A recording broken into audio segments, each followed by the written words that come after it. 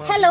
അപ്പൊ ഇന്നത്തെ നമ്മുടെ പരിപാടി ഏത്തപ്പഴം കൊണ്ട് അട ഉണ്ടാക്കലാണ്. ആദ്യം തന്നെ നമ്മൾ ഏത്തപ്പഴം ഒക്കെ നന്നായിട്ട് കട്ട് ചെയ്ത് വെള്ളത്തിലിട്ട് കഴുകിയിട്ട് ഇഡ്ഡലി ചെമ്പി വെച്ച് കൊടുക്കുന്നുണ്ട്. ഇച്ചിരി പഴുത്ത പഴമായിരുന്നു കേട്ടോ വേണ്ടത്, നമുക്കിത് കിട്ടിയുള്ളേ. അപ്പൊ ഇത് വേവുന്ന സമയം കൊണ്ട് നമുക്ക് അടയ്ക്കകത്ത് വെക്കാനുള്ള കൂട്ടും കൂടെ തയ്യാറാക്കാമേ. കുറച്ചധികം തേങ്ങ ചിരകിയതും മധുരത്തിന് ആവശ്യമായിട്ടുള്ള ശർക്കരയും പിന്നെ ഏലക്കയും ജീരകവും കൂടെ ചേർത്ത് പൊടിച്ചതും എല്ലാം കൂടെ നന്നായിട്ട് മിക്സ് ചെയ്ത് കൊടുക്കുന്നുണ്ട് കേട്ടോ. എല്ലായിടത്തും മധുരം എത്തുന്നത് പോലെ വേണം മിക്സ് ചെയ്യാനേ.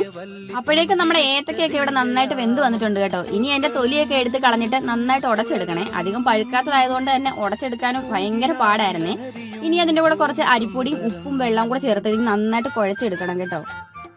ഇനി ഈ മാവ് നമ്മൾ നന്നായിട്ട് കഴുകിയെടുത്ത വാഴയിലയിൽ വെച്ച് പരത്തിയിട്ട് തേങ്ങയും ശർക്കരയും എല്ലാം കൂടെ ചേർത്ത് മിക്സും നിരത്തി വെച്ച് ഓരോന്നും മടക്കി ഇഡ്ഡലിപ്പാത്രത്തിലാക്കി എടുക്കുന്നുണ്ട്.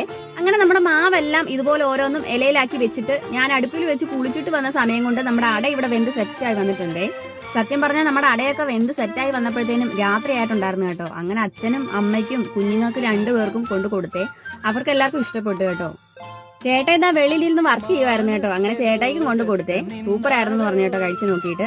ഞാനും ഒരെണ്ണം കഴിച്ചു നോക്കി, നല്ല സോഫ്റ്റ് ആയിരുന്നേ. അപ്പം നിങ്ങളിത് ഉണ്ടാക്കി നോക്കിയിട്ട് ഉറപ്പായിട്ടും എൻ്റെ അടുത്ത് പറയാൻ മറക്കരുത് കേട്ടോ എങ്ങനെ ഉണ്ടായിരുന്നെന്ന്. അടുത്തൊരു വീഡിയോയിൽ കാണാം. ബൈ.